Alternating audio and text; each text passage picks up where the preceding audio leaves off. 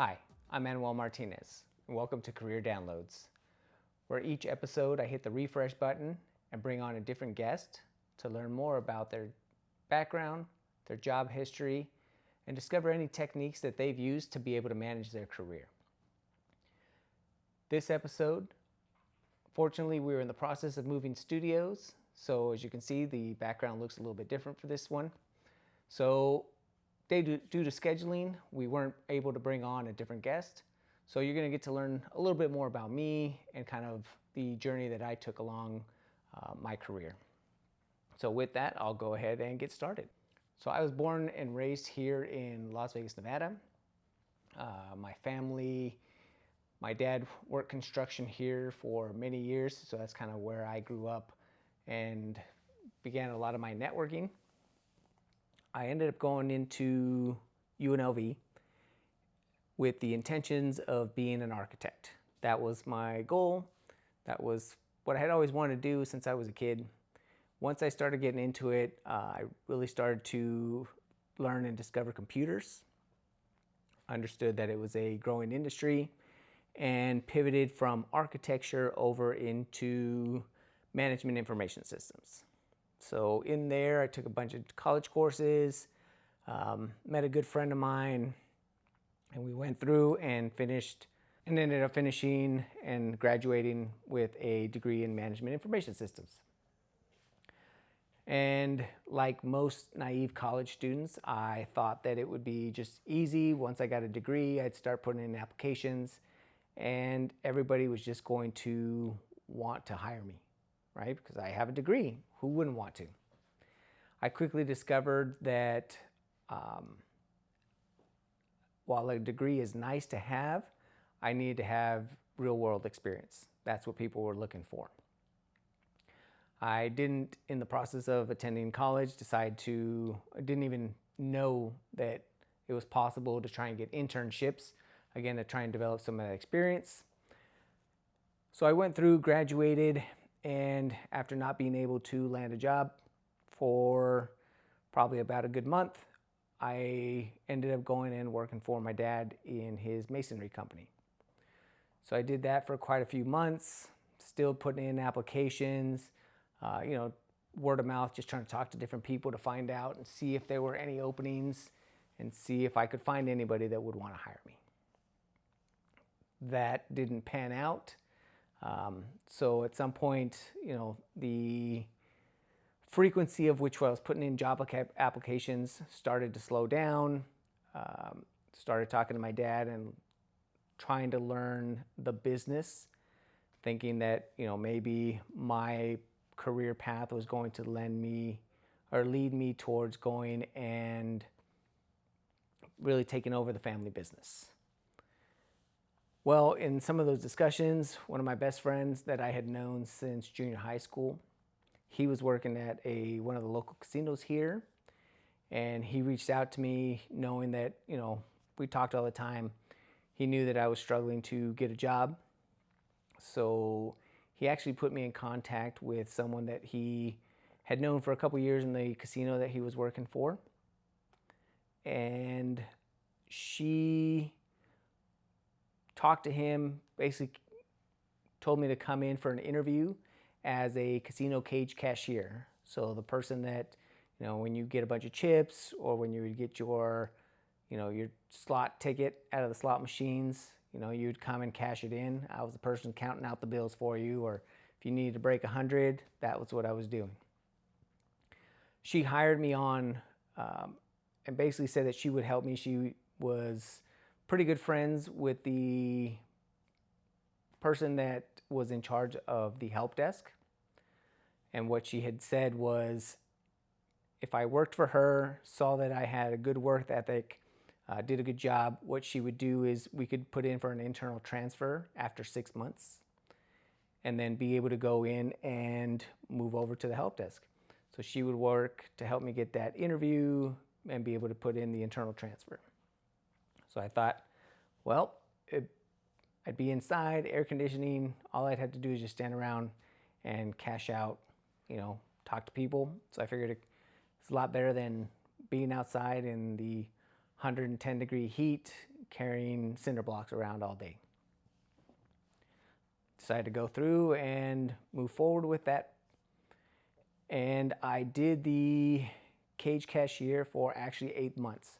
So after my 6 months, true to her word, she went in and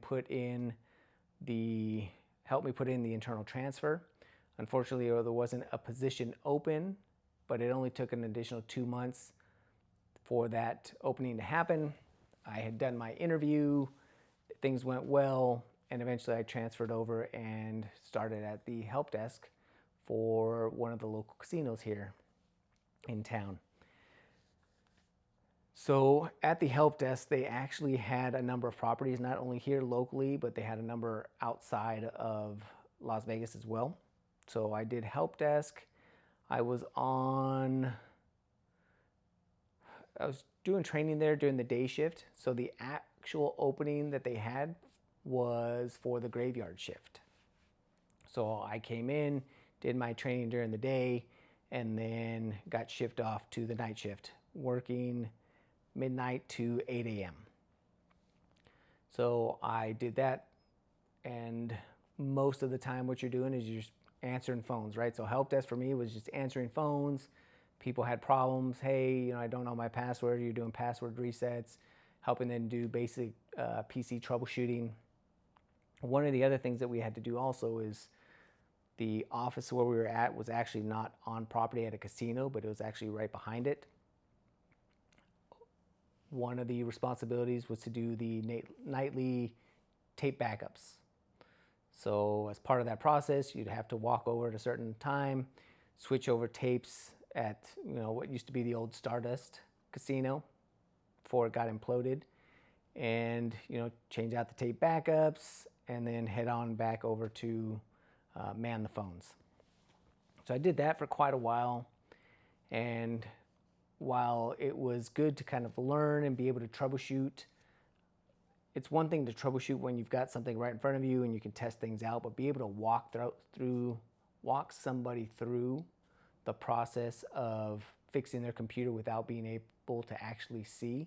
So this is right around the time there was starting to be some remote management tools, but most of what we were doing, some of those might be like AS400 terminals where there's no way to remote in, so you just kind of had to walk somebody through that. So that was pretty interesting. I was only there at the help desk for a few months, and then a position became open for what's called a computer operator, still within kind of the help desk realm, and that was on the day shift. And I quickly jumped on it and said, I'll take it. It was basically doing a lot of the management for the AS400 systems. Really didn't know anything about the AS400, having to answer messages, things of that nature. And I probably did that still for about, I want to say probably close to another good 4 months. So all in all, I probably spent between the help desk and being a computer operator somewhere around, I want to say probably close to a year. And one of the things that I really kind of learned and decided there is that I did not enjoy being on the phone all day and just basically just that repetitiveness. I enjoyed talking to the people. It was great helping them with their problems, but just doing that 8 hours a day, every day was just not for me. So I kind of started networking there within the business, talking to other people and finding out what other positions were available, and found out that there were PC technicians. So started talking to the manager, asking him, what were some of the things that a PC technician needed in order to kind of be able to jump into that role. And some of the skills that I had learned on the help desk, right? A lot of troubleshooting, but here you're actually the one doing the fixing. So one of the other things that we did at the help desk is if we couldn't fix the problem remotely, we would cut a ticket and those would go off to the PC technicians. Sometimes they go to the server admins and network admins. So you're getting the ticket that's coming in and fixing that issue because maybe it was something like a physical hardware problem where it couldn't be resolved over the phone.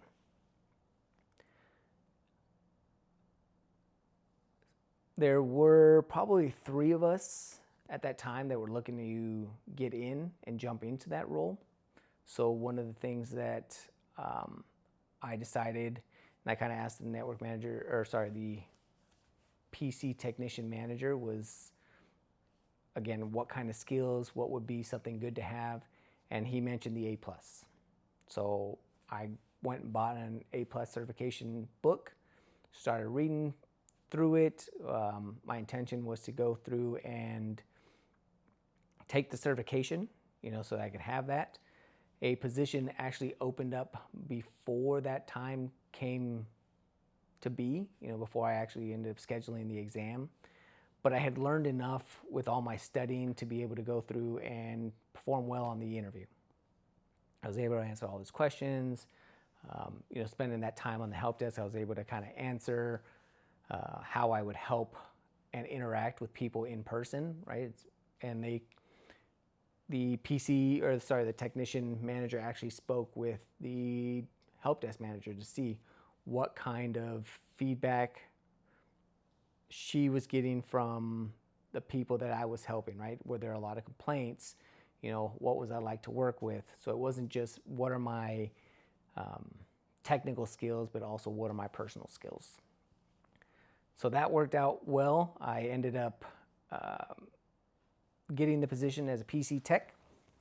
And one of the first, as part of that transition, I ended up traveling and going out to Louisiana. So there was a new casino that they had just purchased from somebody else, and it was part of the transition, so it was a lot of hands on deck. So while I had a lot of book knowledge, a little bit of troubleshooting from messing with my own PC that I had built at home, I was really thrown into the fire, and I spent a little bit of time shadowing some of the PC technicians that had been there for a while that actually went and traveled as well. It was a lot of re-imaging machines, trying to find out which ones we could kind of convert over to the new system without having to re-image them. So it was just a lot. I was able to, in that 1 week of the system transition, I was able to learn quite a bit. Kind of fast forward, went back and did PC technician for a while. And the person that I was paired up with to kind of learn, I really credit him a lot for kind of the outlook or the mentality that I had moving forward throughout my career. And the reason for that is he made me feel very comfortable and actually encouraged me to speak up and be honest. If I didn't know something, like if he asked me, hey, do you know how to do this? He said, if you don't know, it's okay, it's fine. I can teach you. But if you tell me you know how to do it, then I'll just send you off and do it. But if you're not, I'll go through and I'll teach you. He goes, don't ever, lie or try and, feel that you have to impress me by saying that you know how to do everything. So I've used that really throughout my career. At no point did I ever think to myself like, oh man, I'm in a position where I don't think I can do the job. I think probably the exact opposite. So just kind of my upbringing, a lot of the things that my dad had taught me, and then also this, we'll call him my mentor, just made me feel like there's nothing that I can't do. Now, I may not know it, but that doesn't mean I can't and won't figure it out. So, a lot of things, and I think I've touched on it in a couple of different episodes. One of the things he asked me, he's like, hey, have you ever toned out a network port, and patched that in? I was like, nope, absolutely not. I've never even seen a toning device. I have no idea what you're talking about. So he would go through and show me, and I picked up a lot of skills. At some point, while he was teaching me a lot, he can't teach you everything. So there's a lot of items where a ticket would come in. I was like, hey, I think I've got this, or I think I can figure this out. Let me give it a try. As long as it wasn't critical, something where part of the casino floor was down, I would go through and just struggle for a little bit. If I couldn't figure it out, sometimes I would call him there from the desk and say, hey, I've tried this and this. Here's the problem. Sometimes he would walk me through it. Otherwise, sometimes just talking through it with him. I've noticed that that's a theme throughout my career. Sometimes just talking out loud, kind of working through the problem with somebody else has helped me at least figure out what the issue is. So that was great. Did that for quite a while. Was really enjoying being a PC technician. A buddy of mine that I had gone to college with, he actually had gotten a role at one point, and he was actually working for a different casino, a different property. And we got to talking, and we started talking about salary. When I started at the help desk, I was probably making somewhere like $25,000 a year. As I moved my way up through those other two roles, I think as a PC technician, I was probably making somewhere around $35,000, maybe $40,000 a year. I think it was probably 35. About 35. Was talking to him. He was telling me what he did as a PC technician for this other casino properties, and basically making about $10,000 more than I was. So he was making about $45,000. And I thought to myself, wait a minute, we're doing the exact same job and you're making $10,000 more than me? Again, no different, still working for a casino. Still working on the AS400, PCs, point of sale systems. So I decided that, why don't I go and try and move over to that other property?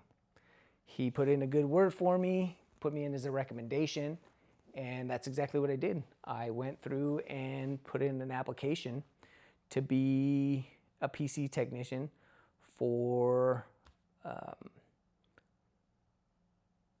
this other casino property. And eventually I ended up getting the position. So I did that for quite a few years.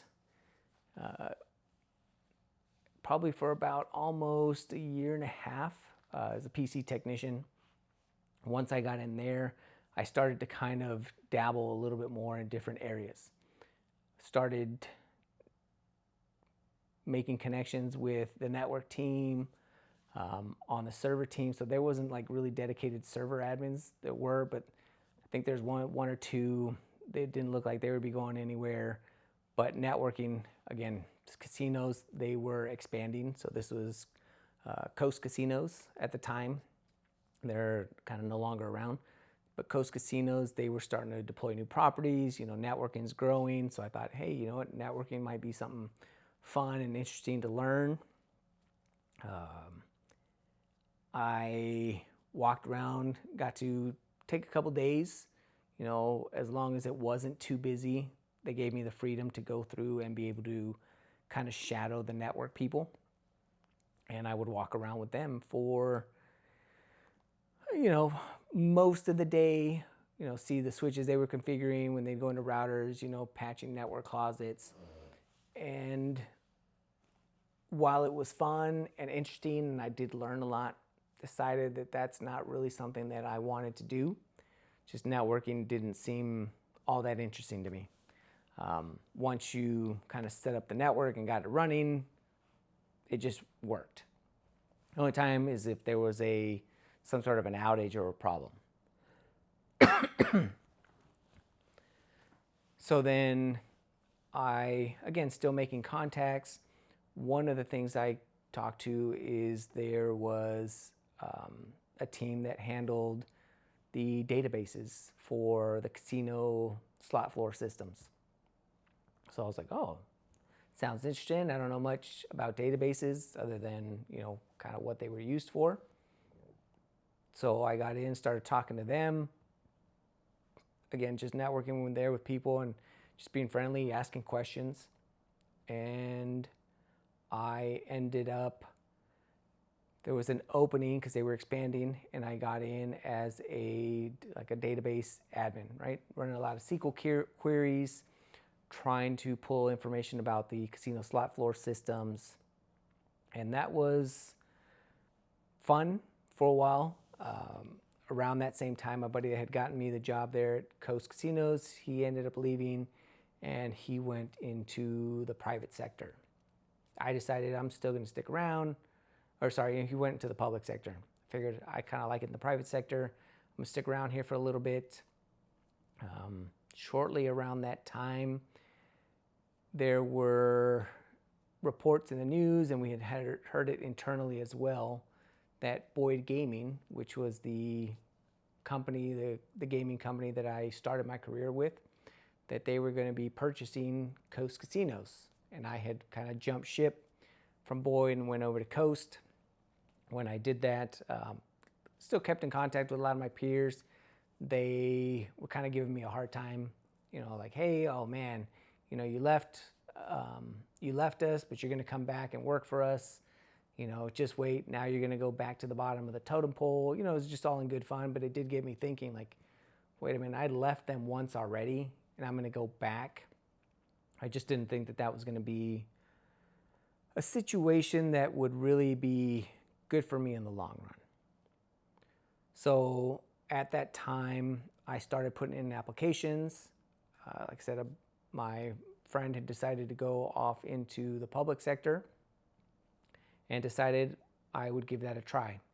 So I started putting in some applications there for different agencies, especially after what he had talked to me and told me about, some of the perks, the retirement system, the hours. It's not like at the casino where 24/7. When I was working as one of the database admins, there was only 3 of us at the time with a rotating on call, and that's 24/7. Sometimes, people wouldn't remember, or they didn't know if we didn't update our calendar that maybe I wasn't on call and I'd get called anyway. And that quickly got a little old for me. He was telling me, in the government, there's no on call. If we do have to do something, the agency he worked for, he's like, it's after hours. He was like, it's time and a half. Just everything sounded good to me. And I believe the pay was comparable. They kind of made up for it in that you get paid holidays, your set hours, things like that. So I said, well, you know what? Kept putting in my applications, and eventually I did get a call for an interview with the Division of Welfare and Supportive Services. So I ended up taking a position there, and the position was just a IT professional. No, it was IT technician is what the position was, and they had different levels. I don't remember what level I came in as, but as the technician, it was still a lot of kind of what I was doing prior, more PC tech than kind of like database admin. We did have a couple servers. The way that they were structured is down here in Las Vegas, they were a bunch of remote satellites. The main office and the main set of servers were located up in Carson City, right up in the capital. So that was interesting. There'd be a couple little servers there on site, doing a lot of PC work and out while we had our office. I did spend a lot of time going out to, again, these satellite offices. And we call them satellite offices just because they weren't where the main office was. And trying to think around that time, I mean, some of these offices are pretty large. There were some smaller ones depending on the number of employees or based on their location. But I spent a lot of time just doing a lot of PC refreshes, a lot of repairs. So, we would show up to the main office, same thing, look at a ticketing system. And then in that ticketing system, you would see, what were the issues. We would try and go through, there was a group of, I want to say there's probably about 5 or 6 of us working. And we would go through, look at the tickets, and some Some people like to just stay and do all the tickets just there, anything they could fix while at their desk. I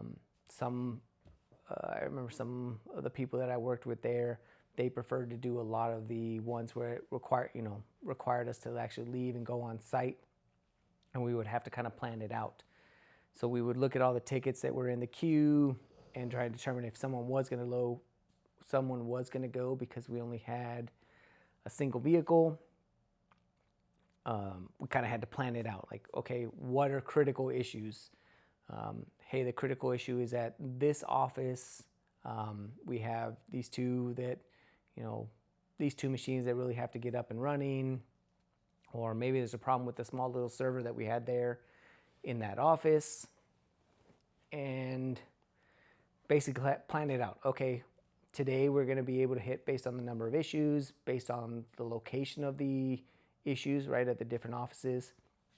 Hey, we're going to hit these 2 or 3 offices and hit the machines there. Sometimes it'd be one person going. Excuse me. Sometimes it might be 2 people going. If there's 2 people, then we would try and kind of divvy up the number of tickets. And, I enjoyed doing that. Learned a little bit of everything. So they were a Novell shop.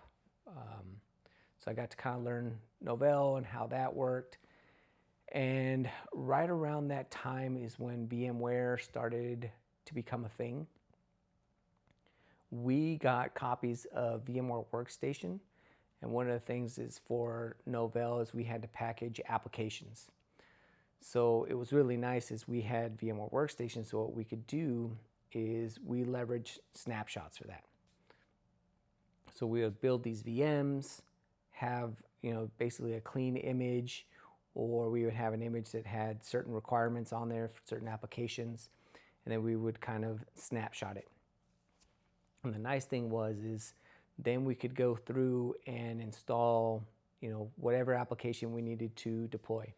So what we were doing is basically capturing all the changes, packaging all that up, and then being able to send that to remote PCs or remote clients to deliver software.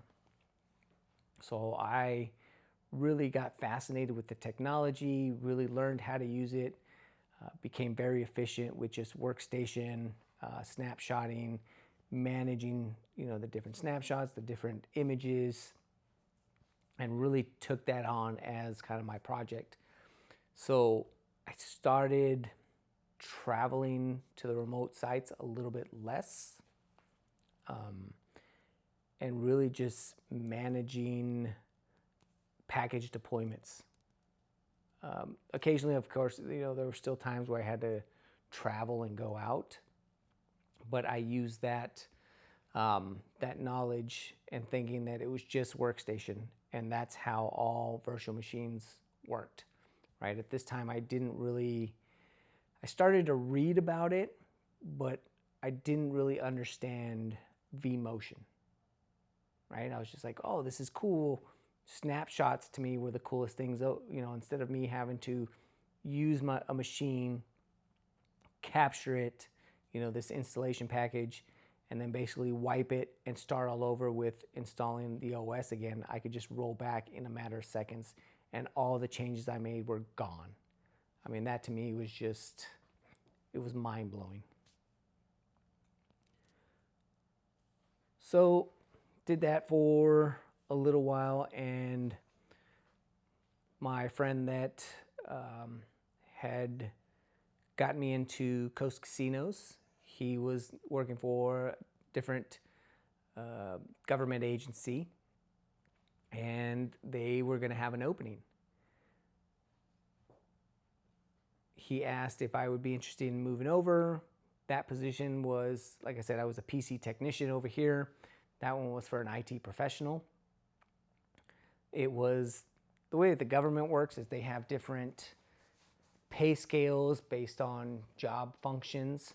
So an IT professional was kind of a couple job functions or job roles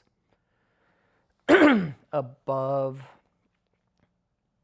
where I was currently at. So again, it was a bump in pay. which I was happy for, especially because at that time, while I was while I was currently working for the welfare, I ended up meeting my wife there. So I got married. We were thinking about starting a family. So I was like, well, more money would be a good thing, right? Especially as we were trying to kind of save up and start our family.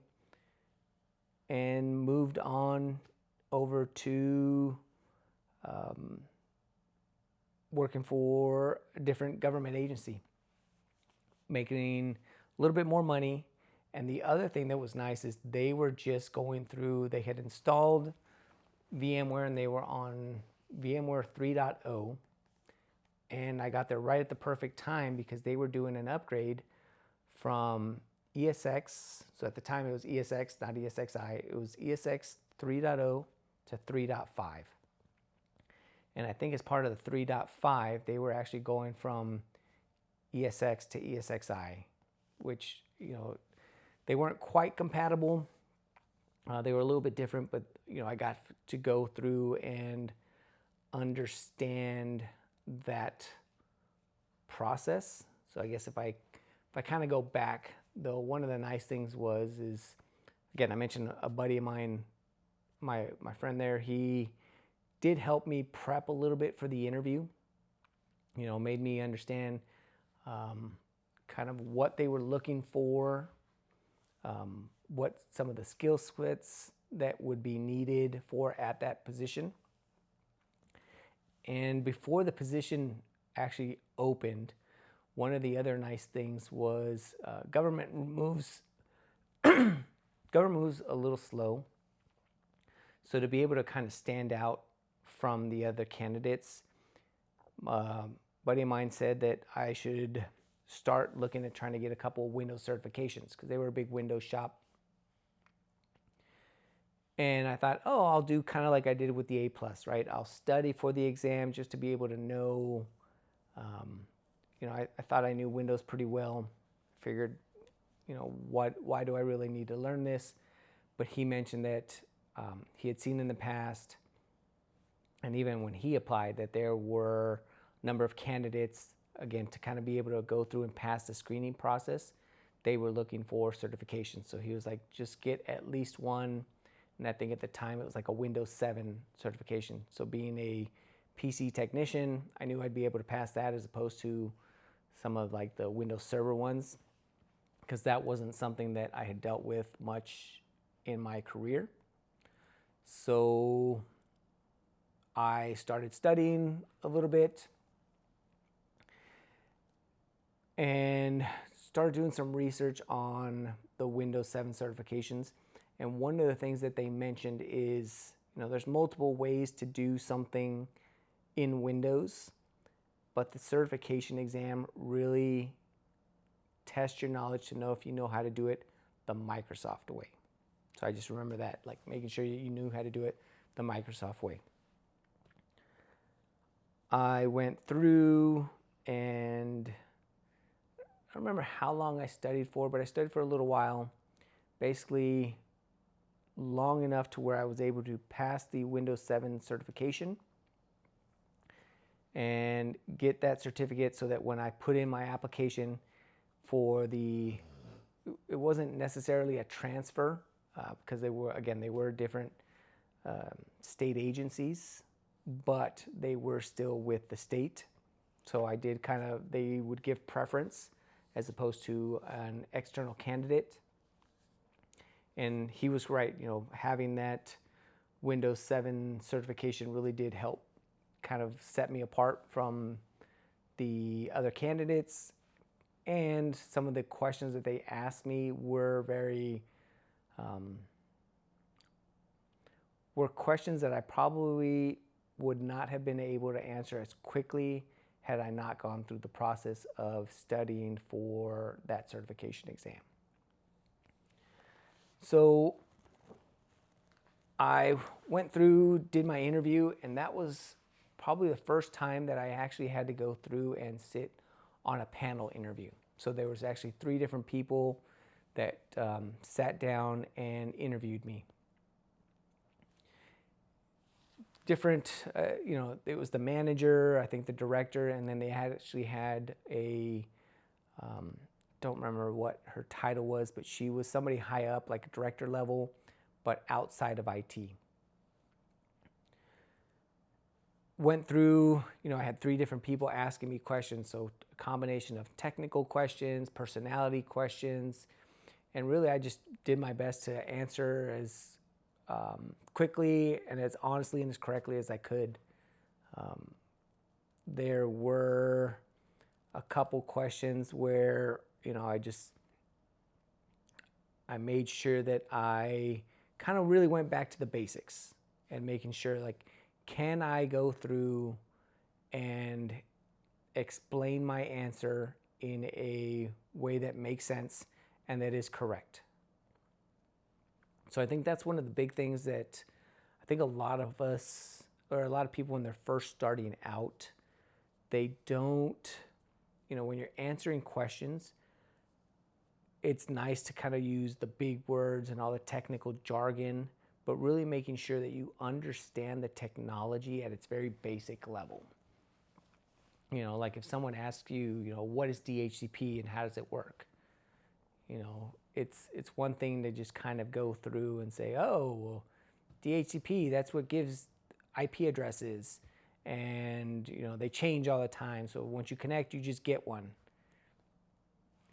Yeah, kind of. I guess that's how it works, but really understanding, what is that process of, hey, I plug in, you send, you receive the acknowledgement, like the entire step-by-step process, really understanding that to be able to answer questions, especially if anything that you kind of put on your resume.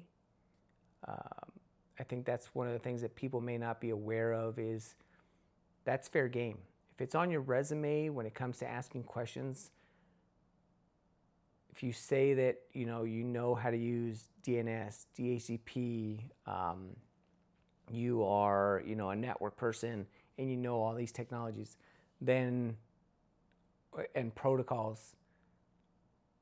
Person on the other end, you've put it on there. You say that, hey, I can do this. I know how. I understand it. But yet, when you get into an interview and they ask you about it, you're either not confident, you can't explain it correctly. And I understand sometimes people get nervous, but there's a difference between being nervous. Excuse me. There's a difference between being nervous and really not understanding the technology and getting nervous because you're trying to BS your way through it. So that's one of the things that, at least at that level, going for what I thought was like the professional level, it's no longer, hey, help desk or PC technician where there's a ton of them. As you're starting to move up, there's less and less of these positions. So I did really well on the interview, was made an offer, and moved over to this other agency. And again, got to learn a lot about VMware and a lot about Windows servers. So at the time it was Windows Server 2003. So I had dealt a little bit with before, but now I was in that position. Anything from the switch all the way to the end device is something that we were in charge of. So, and even at the switch level, like we had the ability to go through and make configuration changes on the switches. Now there was another agency that managed all of the WAN, right? So they're, kind of from the router on down, from the router up they managed, but everything else we had to manage. So it was a good learning experience. It built me a good foundation. Started dealing more with backups, tapes, servers, switches, doing a lot of cable runs. So that was probably one of the places where I mentioned that my first PC job, like I had done toning. And that was fine to be able to go through and do a tone. But if it didn't work, or there wasn't actually a network jack there, we would cut a ticket over to the network team, and they were the ones in charge of, running those cables. Here was a little bit different, again, because we managed all of that. If there was a kind of an office that was being built and a jack needed to be run, if it was a one-off, a lot of times we would have to do that. We'd have to run the conduit, run the, at the time it was Cat 5, so we'd be running the Cat 5 cables, terminate them, test them, tone them, that whole process. So again, really, from the switch on down, we managed everything. And like I said, it was very enjoyable. I learned a lot. And that's around the time when I really started to get serious with certifications, and really just to demonstrate that I had that knowledge. And at some point, I didn't know what I wanted to do. I didn't know what I wanted to do after, leaving that agency. I don't know if it's move up to another agency, maybe another position within there, kind of move up in the ranks. But I thought, you know what? It's probably a good idea for me to start getting certifications, start demonstrating that I have the knowledge, the technical knowledge, and really be able to kind of screen, pass the screenings for a lot of these positions that I wanted to interview for and trying to get. Because when I would go through and look at some of the requirements, I would see things like, MCSE, MCSA. Again, VMware had just come out, so VCPs were starting to kind of become a thing. So I started going through, and I had a friend of mine, and we would go through and we would study together. Hey, let's get our MCSA. All right, hey, what exams do we need? Which ones do we think we want to try and knock out first? And we'd buy the books, watch videos, and really start watching them, studying.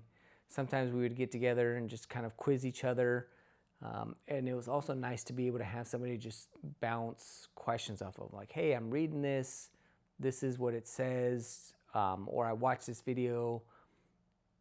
Can you help explain? Or, and just kind of be able to have that person to go through and, just study with, right? Someone to keep me accountable. So that was, I would say, very helpful. So if you have somebody, even if you don't have a study partner, because some people they can't study with somebody else. I know there's times, depending on the material, I feel a lot better if I'm studying on my own, especially now that I've kind of been doing this a little bit longer, and understand it more. Like, I do reach out to people and ask questions, but I don't necessarily go through and can sit and study with someone else. So having someone that kept me accountable and say, hey, we're going to go for the MCSA. All right, let's do it. And kind of made, I always played sports, as a kid, in all the way up through high school, a little bit in college. And that keeping accountable, that competition, like, oh, we're going to do an MCSA. All right, well, let's do it, right? Like, okay, if I have somebody that I wasn't necessarily competing with them, but it kind of drove me to say, oh, well, they're going to do it. I've got to do it. So it would push me to work harder to do and get the certification for myself, but also to kind of go through and say, hey, all right, well, I passed this. Did you know? And it was never mean-hearted. I would be like, hey, I passed it. And, and if they didn't, like, okay, hey, do you know what area you missed in? And, let's go through and maybe I can help you out in that area. And there's a couple times where I didn't pass, right? I didn't pass every certification exam the first time, every time. And then going through and saying, hey, I didn't pass this one. Here's the area where it says I scored low, and maybe they scored extremely high in there. All right, well, help me understand some of these concepts or some of this terminology. And then I got sent over to do, at one point, a VMware Certified Professional, or the VCP boot camp. So that was probably the only certification I knew of at the time where you actually had to sit through a course in order to, well, you could take the exam without it, but you wouldn't get the certification unless you both took and passed the exam and you had to sit through their course. And at the time, it was a week-long boot camp course. I did that with another coworker. We were actually out in LA for that, so it was nice. Got to, kind of hang out with a coworker who actually happened to be from up north, northern Nevada. We went, and a lot of the technology and concepts that they were talking about, we had already been doing for a while. So it was a lot of the topics weren't really things that were covered in the certification. It was weird. They make you sit through this mandatory class, but the class was very basic in the fact that it was like, hey, this is how you create a virtual machine. This is how you create a network. But when you took the exam, they were going on, they were asking about concepts that were a little bit more advanced than that. But anyway, just still went through, took the course, studied for a little while, and ended up passing that. And at the time, that was for version 4, so my VCP 4. I quickly, around the time that I got that certification, I was taking old equipment, a lot of old servers, and I was building labs there at work. At some point, right, like, once we worked together, so my buddy and I who were there together, it took us probably almost 2 years, but during that time, we really got that place really streamlined. It was to the point where we didn't have many issues. All our images were very clean. The times that we did have a problem, it was usually a hardware failure where we're having to either replace a full machine, a keyboard, a mouse. Outside of that, there wasn't really a lot of work going on. Active Directory, we had kind of cleaned up, all our group policies.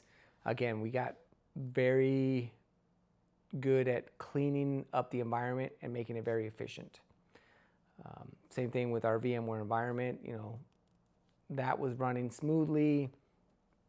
One of the nice things now is if we had to do any maintenance on any of that hardware, being able to vMotion, right, and be able to move one server, one VM from one piece of hardware over to another one, to be able to do maintenance work that in the past had to be done after hours. Now we're able to do a lot of this during the day.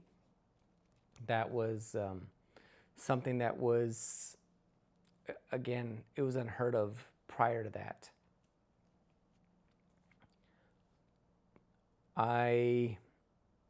Like I mentioned, I started setting up a lab equipment. That's probably the first time where I had like a work, I'll call it a home lab, but it was only accessible, at work.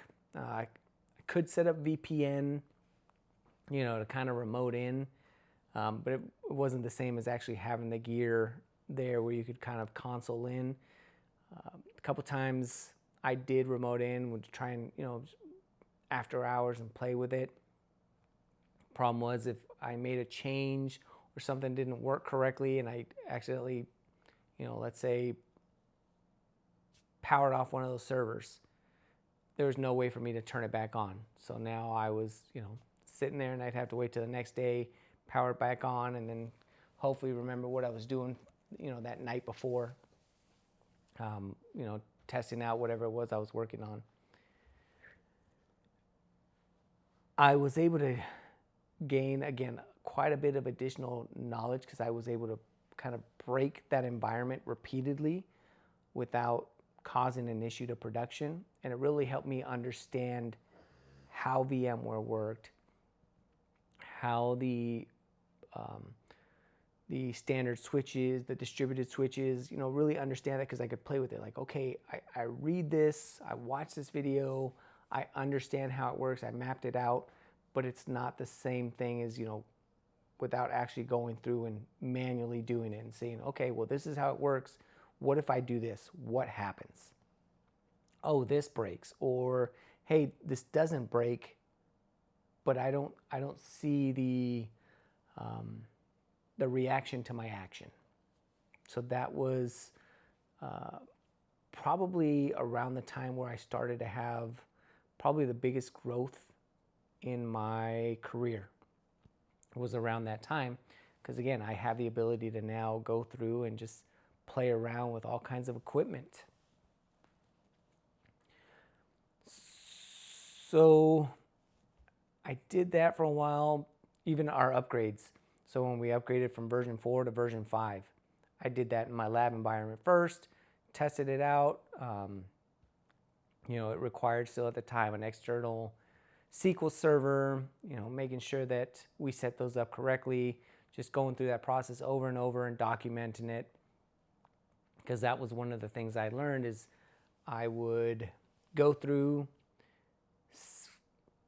figure out how to get everything working, and if I went through and blew it out and tried to do it again, I didn't have anything documented, and quickly learned that I didn't remember everything. Just because I did it once didn't mean I remembered exactly how to do everything, all the steps that were involved as part of that upgrade process.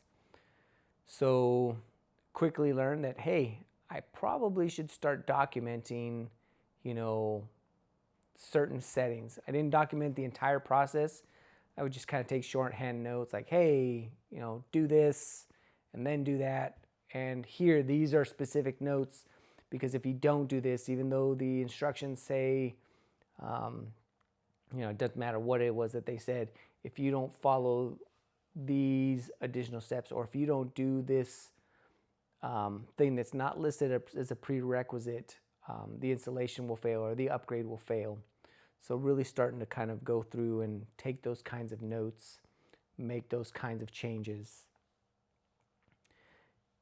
and understand like, oh, this is important for me, because maybe I may not do this again, or I can hand this off when somebody does their upgrade at a different office, or when they're doing it up in northern Nevada, right? Making sure that we're on the same version, we're following the same process, instead of having to sit through and kind of walk somebody through it and say, well, I think this is what I did. Pretty sure I had to do, A, B, and C before I did F. That was really something that, if you're not doing it now, really develop a habit and a process of documenting what you're doing and what you're working on and the steps you took to do that. It's definitely very beneficial. You never know when you might have to hand it off to somebody, and it becomes very helpful for them. The other thing is there might be a time where you might have to revert back to that, and it's a good reference to have.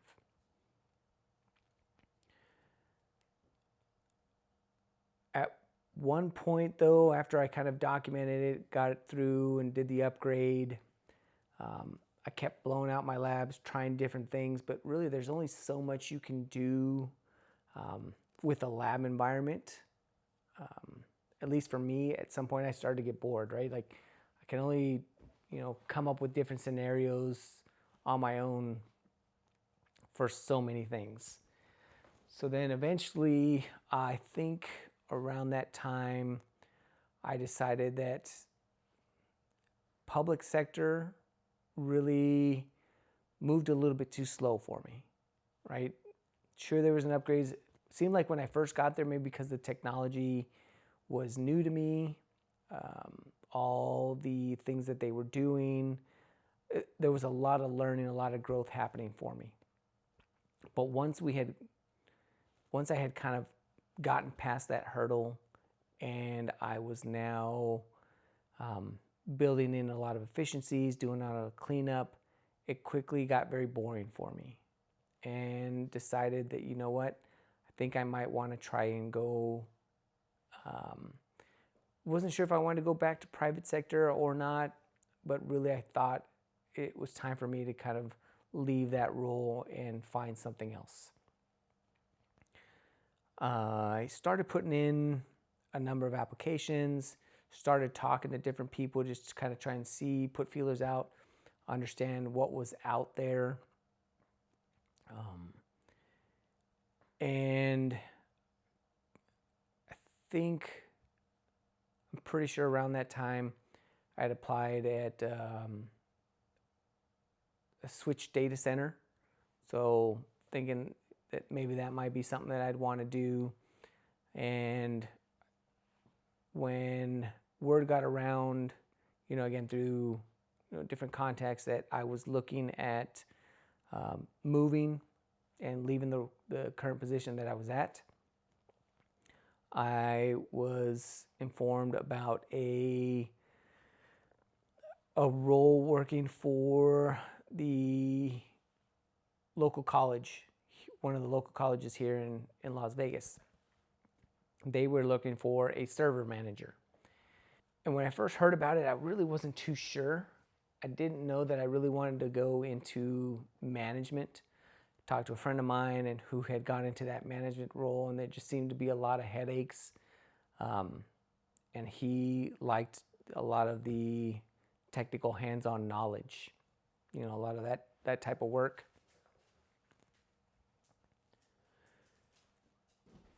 So I went in, interviewed for it. Again, there was a contact. They knew the director that was hiring for the position. I figured, it can't hurt to interview. If nothing else, I'll get the experience, kind of understand what's required for a management role. The good thing, at least for me personally, was this role was a lot more hands-on than it was management. So when I came in, they said it would probably be about 80 to 90% hands-on, 10 to 20% management. There was only, I want to say 2 or 3 people that I would be managing. So it'd be a good, wouldn't be too overwhelming for me to come in as a manager and, having to manage a big team of like 10 or 15 people. So there's 3 people there. And again, they said it was mainly hands-on. A lot of the questions that I was being asked were more at the technical level because they needed somebody. They wanted this position, the way it was kind of explained to me, it would be more of like a technical lead. So it was more of a technical lead position rather than, a manager. And everything sounded good. They were doing, they had a big VMware environment, a lot of backups, a large storage array network that was used there, so a big SAN that was used. And I had dealt with one at the public sector, so when I was working there, it was on a very small scale. It was just connected to, the 3 or 4 ESXi hosts that we had there. This one was a much larger environment. One of the things, as I came on, one of the projects was going to be to migrate all of that, clean it up, and then at some point they were going to be replacing that. I want to say it was like an EMC. What was it? Clarion. I think they were going to move over to the VNX model. So that was one of the projects. There was a project for just a couple other projects that they had going on where they just needed a kind of a technical lead to take on and, figure out either what the roadmap was, how it was all going to work. It was up to me whether I wanted to do a lot of that hands-on work or delegate a lot of it out. So I worked with the team that I had, great group of guys. I'm still in contact with them now. have good relationships with them. The goal originally when I came on, they were just going to be starting, again, some of these projects, a lot of the server stuff, a lot of cleanup, some standardization. So like most environments, as a lot of people kind of go through, you start to get everybody puts their hand in it. So you don't see a lot of consistency. One person does it one way, they start to do that. Somebody else will come in and they'll do it their way, and they may not necessarily set everything up that way. So you kind of get a mix and match of different configurations and setups. So really no standardization. And I really enjoyed working there. At some point, we did end up having to hire for another position. And that was the first time I got a taste of understanding what it's like to be on the other side of the table. So, it's one thing when you're the interviewee, but being the actual interviewer, it's very different, right? I don't say a lot of preparation, but there is some preparation that goes into it. So when I was sitting in on these, you really have to have an idea of what it is you're looking for in the candidate. We spent a number of time going through and just looking at resumes and screening people out based on qualifications or what was on the resume, and even just sometimes how the resume was formatted, right? I mean, you would start to try and read it, and if it was just too much of a pain, and I do have an episode where we have a technical recruiter that talks about a lot of that. They don't spend a lot of time kind of reading through it. If it just looks like a jumbled mess, they would kind of chuck it to the side, and I would see that. So really making sure that as we're going through and screening these, that we're getting the right number of candidates, and then you had to go through and schedule them and say, okay, we're going to bring in X number of candidates. These are the days that we're going to schedule them, and we would do same thing, the panel interview. Part of the reason now, and I understand why they do the panel interview, is you want to get a diverse perspective, right? You want to make sure as you're going through and you're hiring people that you're not being biased and saying, hey, well, this person, I just really like them and I'm going to hire them, and maybe, if somebody else had interviewed them, they would say no. So we would do panels of at least 3 people and then talk about it afterwards. And, we would try and talk about, hey, these are the types of questions that we're going to ask based on the resume. Hey, you're really strong in this area. You should ask them some of these questions. But at some point, you just kind of start recycling questions, and I would steal from somebody else, and they would steal some of my questions. And really going through and understanding when you're asking a question, why are you asking it, right? So don't just ask an interviewee a specific question just to ask it. There really should be some thought behind it. So that was very interesting, very new. Luckily, the other people that I was on the panel with, they had actually done the interviews before, so I did feel a little nervous at first. I almost felt like I was the interviewee, being the first time that I had actually interviewed somebody else for a position. And it was a process. I didn't realize how long and how difficult it might be to fill a position.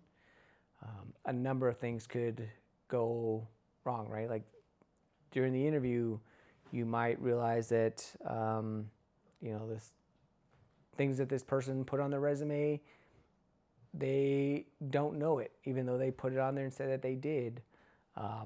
There'd be times where just professionalism, how many people that we turned down because they didn't show up on time. They weren't dressed appropriately or professional for the interview. Just any number of things that, quickly candidates start to kind of disqualify themselves. I won't say that we were disqualifying, they were just kind of disqualifying themselves. So again, just making sure that we were finding the right person. And it's come up before, right? Sometimes you would get that person that's super technical. They could answer all those questions, but when we start to ask them personality questions and just try to get a little bit more about them, you just got that feeling that, man, I don't know if this is somebody that I could work with, or just the way that they answered questions. Because while they would be on the server team, they would have to interface with other IT departments. There's a possibility that you might even interact with some of the people that work at the college, right, that are outside of IT. And we didn't want to place somebody that we felt wouldn't be able to represent our department the best way possible. So really that was very interesting, very eye-opening. I enjoyed it, and it did help me become a better interviewee. So when I went through, and now when I interviewed for positions, I understood what it was like to be on the other side for the person behind the desk. So when they're asking me the questions, making sure that I'm very intentional with my answers. If I didn't understand, or if I needed to kind of buy time, just have them repeat the question, or maybe I would rephrase it to make sure that I understood what it is that they're asking. Because maybe sometimes that the person that's asking you that question, it's come up before, right? They might just be making it up right there, just trying to ask you a question based on a problem that they're having, or they ask the question in a way that maybe is not clear to you. So really understanding that it's okay to go through and say, I just want to make sure that this is what you're asking, or rephrase it. Oh, okay, so what you're asking is, blah, blah, blah, right? Making sure that you understand what they're asking, so that when you give an answer, the answer is an appropriate response to that. Again, in that role there, had a great team, again, built good relationships. I mentioned that one of the people that I was managing there was, to this day, I still consider a good friend of mine. So I did that position there for a while, still worked on getting a couple additional certifications, really learned more about storage networks. So that was something that was very interesting to me. Again, planning out that migration process over to the new storage array. That was something that was very fun. I've had to do that actually a couple times in my career, managing the storage switches, being able to mask the different WWNs for the devices, for the servers that are connecting to them, and really understanding, some of these, especially on the newer systems at the time, they had tiering, like tiering structures, right? So you had like your RAID 10 that, it would come in right fast, and then, if that data wasn't touched within a certain amount of time, then it would drop down to your slower tiers, and then eventually it would tier down all the way to your slower 7200 RPM drives that probably hadn't been touched in over a year, right? So you want to use your faster, more expensive drives for data that needs to be accessed frequently, and you want to make sure that it's accessible quickly, and being able to plan that out. Okay, how am I going to plan that? How many disk shelves of this type of drive do I want versus the slower ones? How many faster ones? Okay, how much storage space do I actually need for what I currently have? This device that I'm buying, it's going to have at minimum a 5-year usage life. Am I able to calculate the proper growth rate so that I have enough storage space, but not so much that I've over provisioned and bought too much storage? So those were a lot of skills and things that I learned there as a manager, just really having to, plan out projects. And I think that helped me, especially when I started to get more towards those architecture type roles or the engineering roles, thinking about those things for the business. I got a lot of exposure to there that I didn't really have access to or visibility to when you're just an individual contributor as like a PC technician.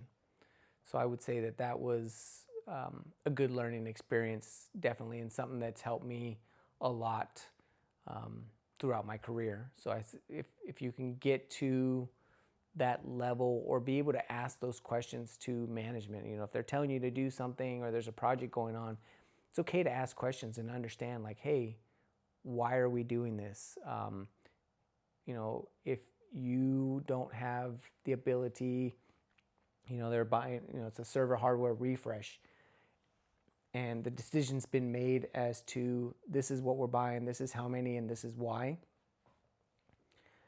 You may not have any influence, but you can ask the questions and gain that knowledge and understand, oh, I understand that we're buying this and we bought this many. Can you tell me why? How did you come to that decision? What did you use to plan for that? So those are a lot of questions that when I was working with my director, that he gave me a lot of information to really go through and understand that process. And that was beneficial. And at some point, I think one of the themes that is pretty consistent throughout my career is, I would say on average, every about 2 to 3 years is what it would take to kind of clean up the new environment, get a lot of these projects completed, up and running.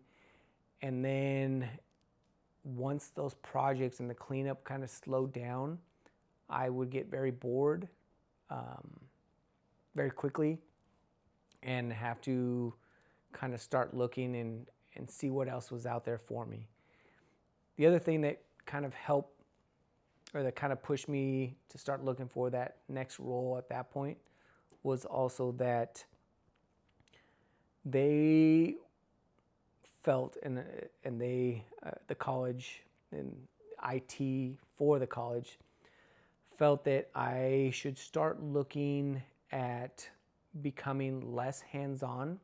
So we started to grow our team. I think now we were up to like 4 people.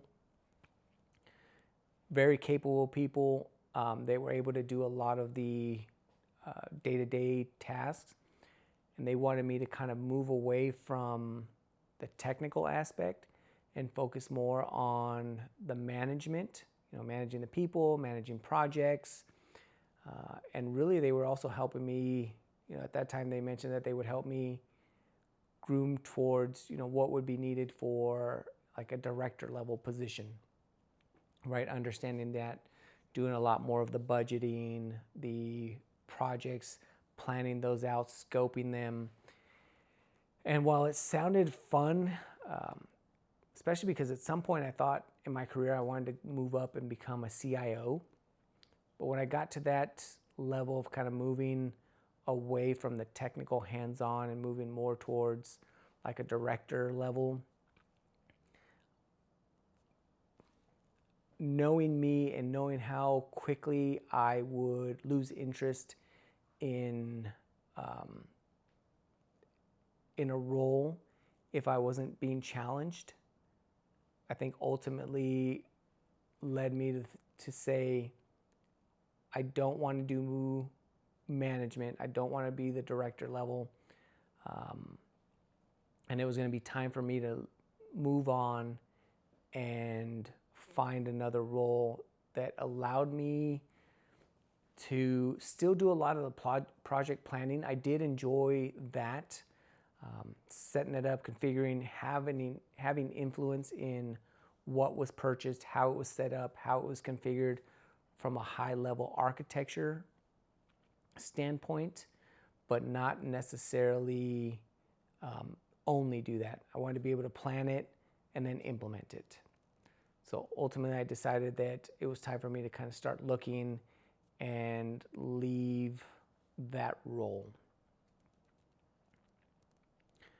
And with that, before I kind of get into that next section and next part of the career path,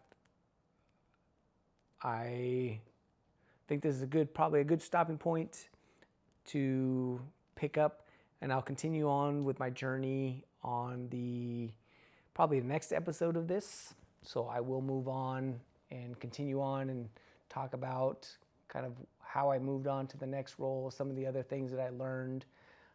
And I think at this point is really where I start. Me personally, I think a lot of my career decisions start to make an impact and really learn a lot of techniques and a lot of things that I think help prepare me and propel me at the same time into a lot of the more senior roles. So with that, I appreciate you taking the time to go ahead and listen. If you can do me a favor, if you found this helpful, please go ahead and rate it, subscribe, send this off to other people that might be interested or looking at either maybe they just like listening and picking up a couple tidbits from some of the guests that we have on, or maybe somebody who's looking at getting into these types of roles, and maybe they get some insight as into what's involved and how they might be able to move into one of these roles. So with that, I appreciate you taking the time to watch and listen, and we'll catch you on the next episode. Thank you.